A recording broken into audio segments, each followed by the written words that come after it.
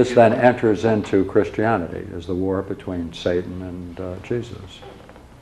Therefore, it has a Gnostic parallel.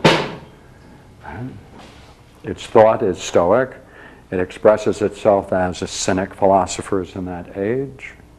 And that's the way in which it carries this struggle aloft. But see, what's happened in history is that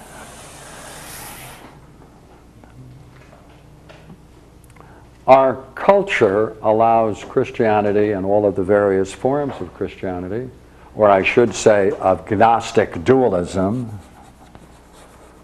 because these are two at war.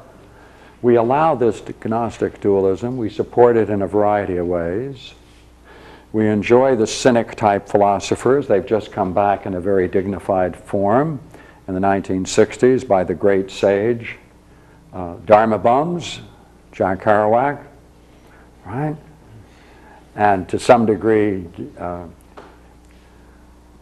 not be a little more cautious. I was going to say Gary Schneider, but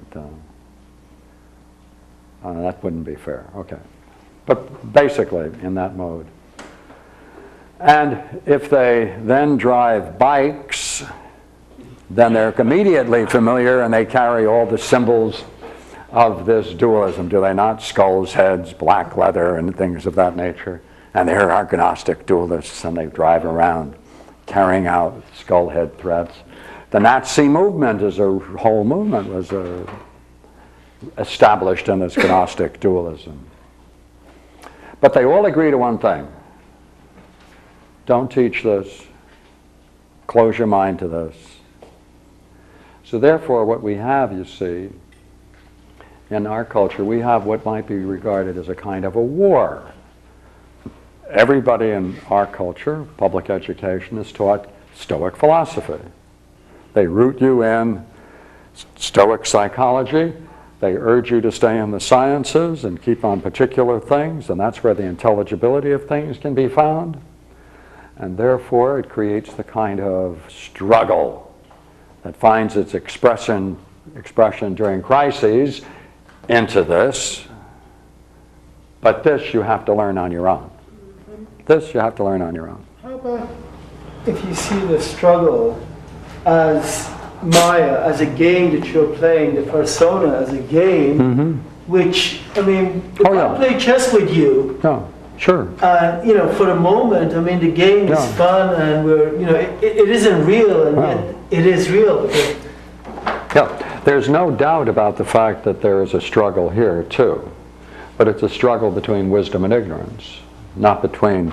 See, when you deify these forces, deify them, characterize them as opposites, and then have them at war with one another, that's different than looking at see, the problem with Platonic thought is very simple, and that is there isn't any evil. There's a deprivation of good, right? It's a denial. To the degree to which one doesn't grasp the good, then that deprivation leads you in ignorance. That's what it is. It's a battle between ignorance and knowledge. It isn't that there isn't a personified force of evil, because all men, one way or the other, seek the good. Whatever it is they desire it because they see it as good. They don't consciously desire it because it's evil. They only desire it because they think it may return to them some benefit that may enhance their own existence.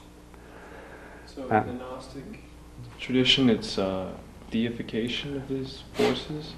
Well, have you had anybody knock on your door recently and tell you about now is the time to repent because the time is at hand, the world is going to come to an end, it's a war between God and the devil and the serpent? Yeah.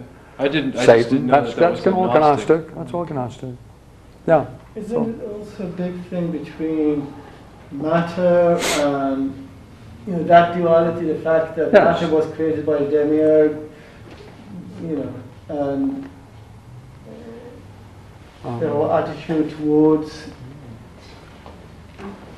Yes, some people hold that view, but if you read the Timaeus, you'll find out that the basic eulay, the stuff of this, is really brilliant. It's gold-like.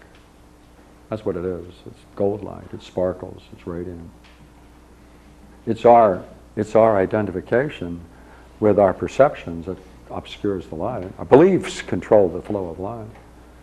False beliefs about the nature of reality is what obscures all this. Yeah. So I would like to, with this now, show you. Now we're also saying that this Gnostic dualism is most principally in Thomas, Gospel of Thomas, the Didymos, right? Didymos, the twin. Thomas is called the twin because Thomas was said to be the twin of Jesus, and that's the name they give him, Thomas Didymos. Right?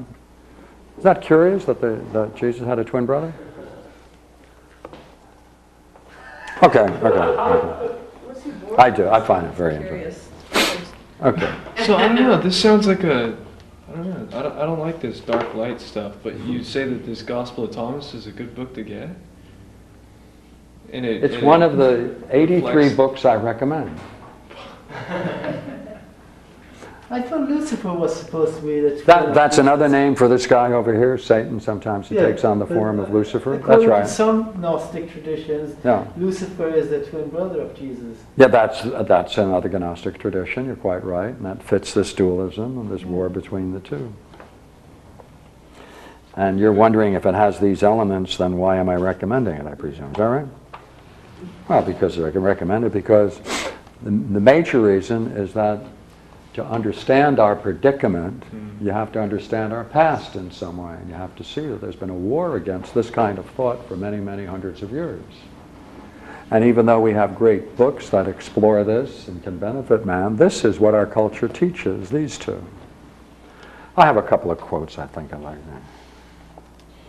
that. Jesus said, I am the light. See, I am the light. That is over all things. See, wherever you get the personification of light in a person, that's Gnostic.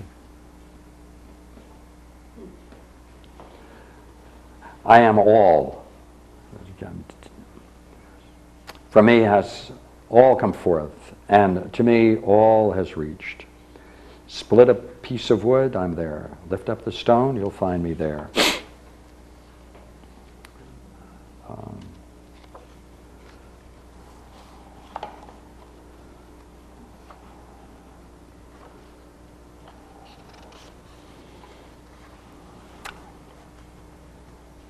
Jesus said, two will rest on a couch. One will die, one will live. Salome said, who are you, mister? You have climbed into my couch and eaten from my table as if you are from someone. Jesus says to her, I'm the one who comes from what is whole. I was given the things of my Father. I am your follower. For this reason I say that if one is whole, one will be filled with light. But if one is divided, one will be filled with darkness. Darkness and light, back and forth.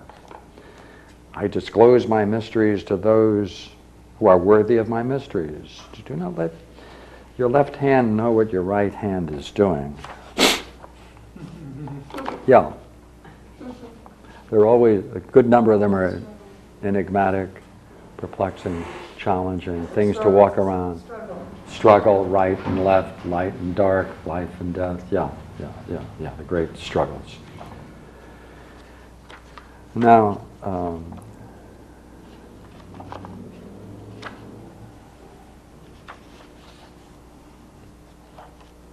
I have a couple more just to help you.